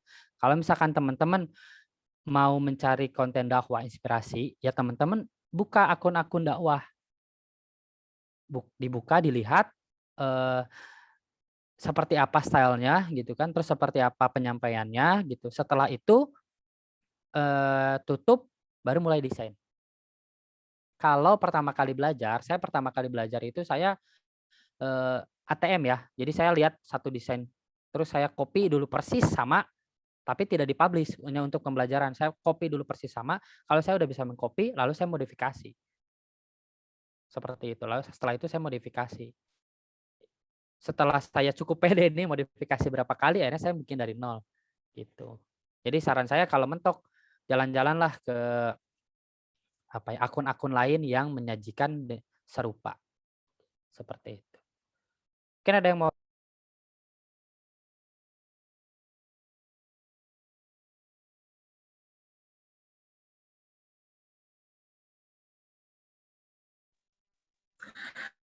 Mohon maaf, ini ada yang terlewat. Kebetulan saya pakai handphone jadi kurang terlihat. Ini ada yang raise hand dari Mbak Halimeh. Mungkin langsung saja. Mohon maaf Mbak Halimeh. Oke, nggak apa-apa. Izin bertanya sama Kang Dilan. Saya kan juga ini termasuk konten kreator ya, baik untuk jualan sama media dakwah. Nah, yang saya tanyakan itu yang pertama, kalau misalnya nih Mas, kita tuh kan dimodifikasikan tetapan dari Canva. Nah, terus itu mau dijadikan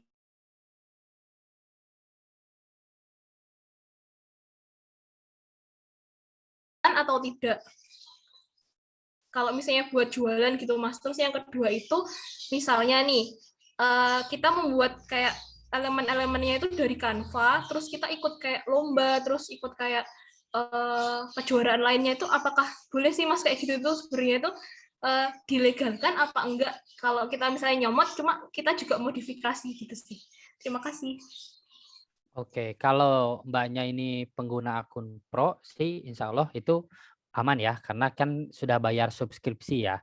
Nah, kalau untuk pengguna akun free, lagi-lagi tadi free itu kalau nggak salah yang free memang bisa digunakan untuk akun free ya, baik itu komersial ataupun yang personal ya gitu. Tapi yang free itu sekarang baru, soalnya ini kategori baru, ada yang namanya one design one price ya. Jadi misal Mbaknya pakai itu di kemasan A, nah di kemasan B nggak bisa pakai itu, harus dimodif, nggak boleh sama ya, misalkan elemennya warnanya dirubah atau digabung dengan elemen lain gitu. Tapi kalau misalkan elemen yang dipakai adalah elemen-elemen bentuk dasar, itu insya Allah sih bisa, kayak misalkan frame atau apa.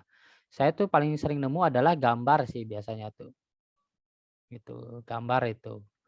Jadi kalau misalkan pengguna akun Pro sih insya Allah aman ya untuk yang apa tadi itu perlombaan maupun jualan. Tapi kalau misalkan tadi kan ambil gambarnya dari Pexel ya, kan Canva bisa ngambil dari Pexel dan Pixabay. Nah, Canva mengembalikan lisensi, kalau saya tadi ambil dari Pexel, mengembalikan lisensinya ke dua website tadi. Jadi kita harus kunjungi tuh dua website tadi, lisensinya seperti apa. Kalau di situ ditulisnya lisensinya nggak bisa, ya berarti kita nggak bisa. Tapi sekarang Canva udah banyak kok kontributor-kontributor di Canva yang orang Indonesia gitu kan. Jadi kita teman-teman tuh bisa tuh ngirim foto misalkan jepretan di HP terus masukin Canva, bisa, ada mekanismenya. Oke, mudah-mudahan Berarti menjawab kalau ya. misalkan akunnya Pro itu nggak semuanya itu bisa dilegalkan ya Mas? Kayak misalnya dikomersilkan tuh nggak bisa ya? Walaupun Kalau akun iya, kalau yang Pro, kalau ambilnya dari Pexel atau Pixabay itu nggak disarankan sih. Kalau itu pure dari Canva dia udah mengcover ya si Canva-nya ya. Gitu. Baik, terima kasih atas jawabannya Mas. Ya, sama-sama. Monggo, ada lagi mungkin? Baik, ini ada ini yang raise hand lagi nih dari Mbak Farisa. Bisa langsung. Ya, sebelumnya perkenalkan, nama saya Farisa dari UGM. Izin bertanya terkait ketebalan font tadi, karena biasanya desain saat ini itu mengutamakan white space ya. Jadi itu bukan memainkan banyak fontnya, tapi ukuran bold-nya fontnya itu sendiri. Mungkin bisa dicontohkan penggunaannya secara langsung, kapan sih menggunakan extra bold, bold, terus semi bold, reguler, light, tine, atau semi tine juga. Kalau tadi kan ini ya baru 2 macam ya, judul sama isi, yaitu pakai ukuran judul sama dengan ukuran isi kali 1,618 piksel ya. Nah, kalau misalkan terdapat 3 komponen seperti judul, subjudul, terus ada isinya itu, apakah ada juga perhitungannya? Dan untuk yang pertanyaan yang kedua, apakah di Canva sendiri itu bisa jualan template? Terima kasih. Oke, jadi ada 2 pertanyaan ya. Oke, yang pertama, kapan penggunaan bold, extra bold atau lain-lain ya? Itu kita kembali ke mood yang ingin disampaikan. Biasanya extra bold atau ya golongan bold ke atas lah, baik itu bold, semi bold, extra bold ke atas, itu biasanya dipakai kalau di konten itu di covernya. Ya, di covernya kalau misalkan teman-teman bikin poster berarti di judulnya, kalau misalkan dibikin carousel itu berarti di covernya. Atau biasanya dipakai di billboard yang besar di gedung itu, karena jarak pandangnya jauh ya, harus bisa jauh, biasanya dipakai yang bold gitu. Lalu untuk medium dan reguler biasanya untuk isi tulisannya. Medium reguler saja itu biasanya banyak dipakai di infografis. Judulnya biasanya pakai yang bold aja, isinya itu medium atau reguler gitu. Kalau thin saya jarang banget pakai. Thin itu biasanya untuk teman-teman yang mau buat tipe-tipe desain yang tipografi tapi apa ya? Kayak misalkan nih desainnya itu kayak nggak ada tulisan tapi sebenarnya ada tulisan gitu. Makna tersirat. Mungkin teman-teman pernah lihat ya yang modelnya seperti itu. Biasanya udah pakai tint terus transparansinya dikurangin, biasanya seperti itu. Lalu tadi untuk yang ukuran font ya, itu berlaku global. Kalau saya seringnya gini sih. Ini cara saya sendiri ya. Misalkan judulnya, kalau saya biasanya mulai dari judul nih. Judulnya 60 misal. Lalu untuk isi saya bagi 1,618. Lalu saya mau ada credit title, otomatis lebih kecil dari isi dong. Itu saya bagi lagi 1,618. Jadi apa ya? Koefisiennya konstantannya tetap 1,618, tapi si variabelnya yang berubah-berubah itu kan tadi. Gitu. Pengalinya tetap itu. Lalu untuk jualan template seperti apa? Nah, kalau teman-teman bisa jual kontribusi di Canva, bisa jual. Jadi jual template-nya di Canva kan. Teman-teman bisa jual template di Canva langsung. Dalam tanda kutip teman-teman menjadi Canva kontributor namanya. Bisa dilihat mekanismenya di became a Canva contributor ya. Itu soalnya ada panjang banget ya. Saya juga sudah apply sih jadi Canva contributor, cuman saya karena saat kita apply di situ, saya masukin misalkan elemen grafis saya untuk nanti dipakai di Canva user atau saya bikin template di situ. Itu pilihannya bisa free atau nanti kita dibayar. Nah, itu tapi harus di-apply sama Canva. Jadi desain kita, template kita atau foto-foto kita yang di-upload di Canva itu harus di-apply sama Canva. Jadi nunggu dulu dinilai Canva, kalau udah oke baru kita dapat feedback seperti itu. Nah, kalau misalkan mau jual template desainnya keluar, berarti kan itu jatuhnya jadi jasa desain aja gitu. Misalkan mbaknya buka jasa desain, saya akan buat desain untuk online shop A, misalkan 20 feet dengan rate harga sekian, saya desainnya pakai Canva gitu. Itu jatuhnya sih kalau saya langsung aja jasa desain. Kalau untuk template dicek aja webnya Canva kontributor ya. Karena saya juga masih nunggu apply dari Canva. Seperti itu. Mudah-mudahan menjawab ya. Baik, terima kasih Kang atas jawabannya. Sama-sama.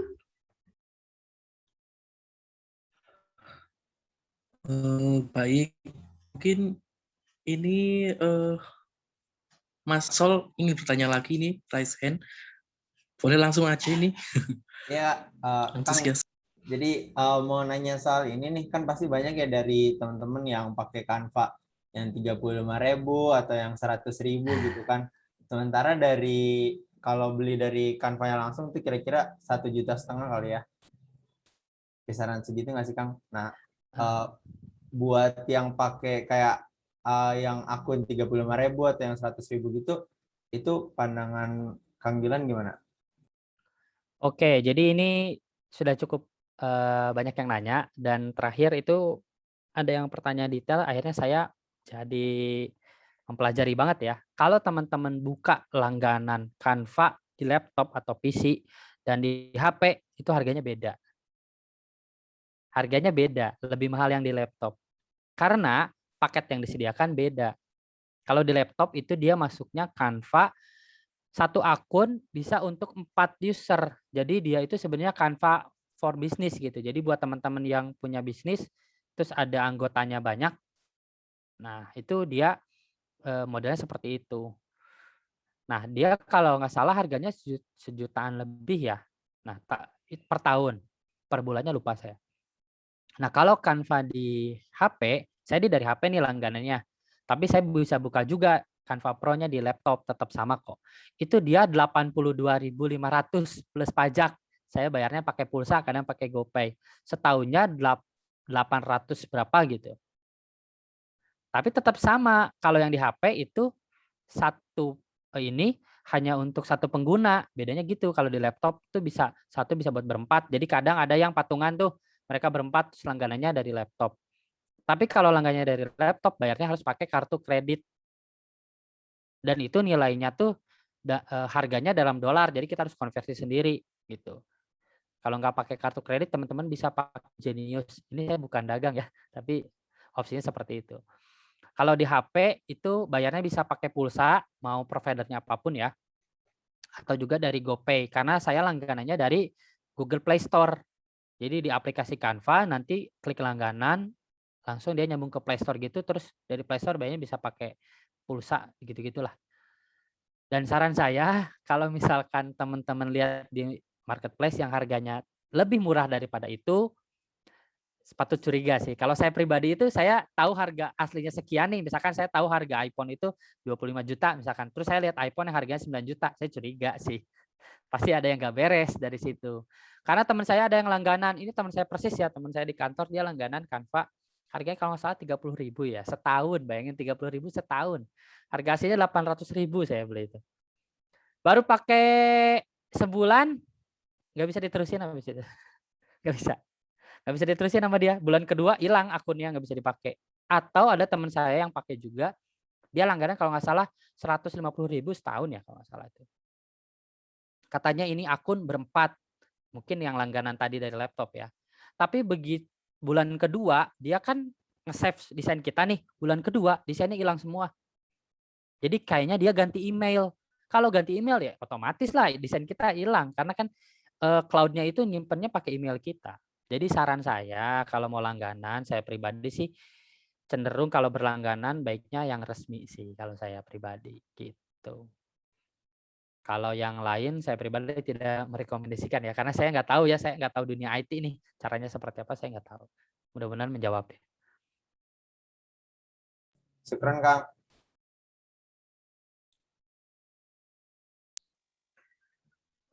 Baik, mungkin karena memang waktunya yang sangat terbatas ini, pasti banyak yang mau tanya lagi nih. Saya mengingatkan lagi untuk para peserta, itu ada link di kolom chat, bisa langsung presensi ya, jangan lupa tidak presensi.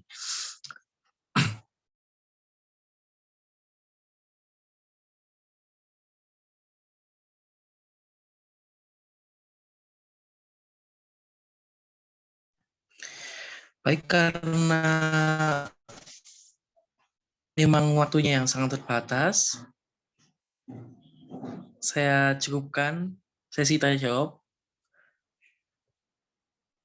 Terima kasih Kang Dilan yang memberikan materi.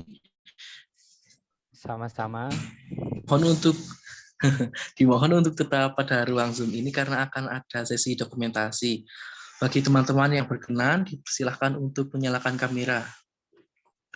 Kepada teman-teman yang bertugas, apakah sudah siap? Saya persilahkan untuk membantu.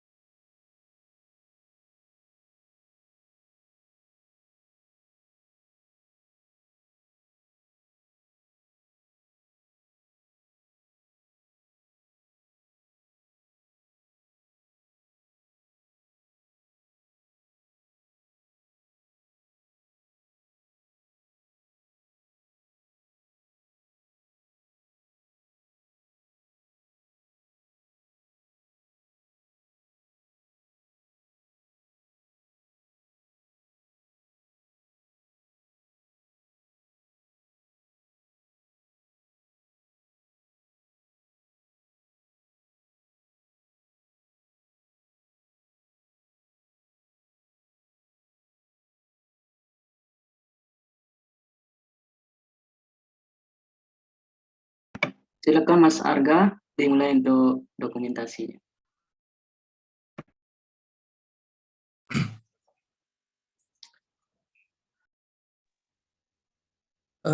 Baik, ini Mas ada berapa slide ya? Ada 3 slide. Baik, berarti dimulai dari slide pertama ya. Saya apa-apa. Yuk, 1, 2, 3.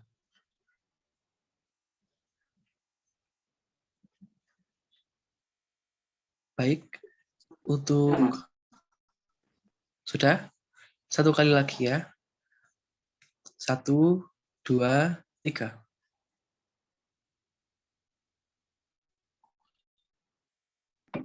Lanjut. Lanjut, slide kedua. 1, 2.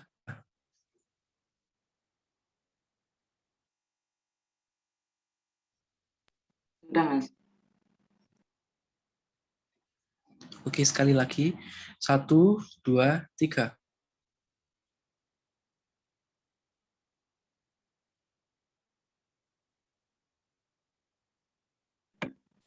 Lanjut. Slide terakhir. 1, 2, 3.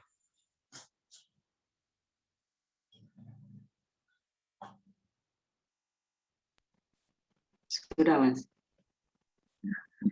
Sekali lagi ganti gaya. 1, 2, 3.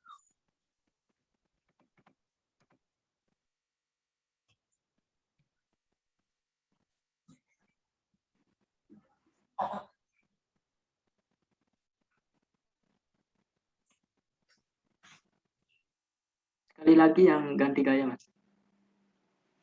Oke. 1, 2, 3.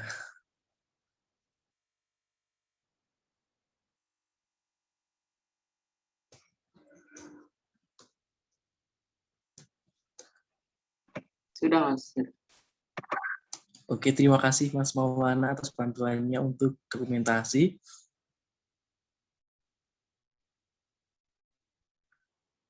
Terima kasih kepada Kang Dilan yang telah memberikan ilmunya yang luar biasa.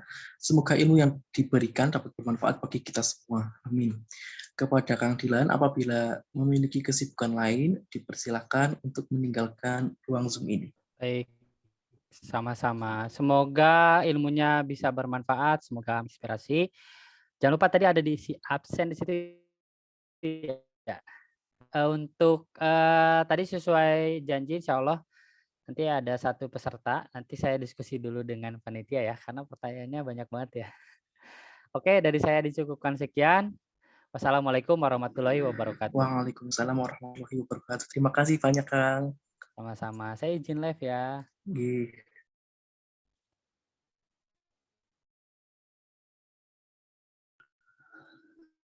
Alhamdulillahirrahmanirrahim. Semua rangkaian acara telah kita lalui dengan baik. Tibalah kita di penghujung acara yaitu penutupan. Untuk menutup acara kelas media hari ini, marilah kita membaca hamdalah bersama-sama. Alhamdulillahirrahmanirrahim. Dan doa kafaratul majlis. Subhanallah. Saya Arga Pratama selaku MC mewakili teman-teman panitia.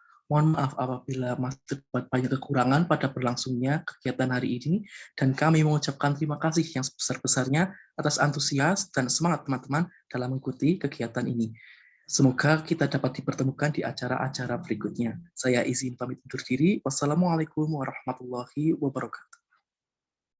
Waalaikumsalam Waalaikumsalam warahmatullahi wabarakatuh. Waalaikumsalam warahmatullahi wabarakatuh.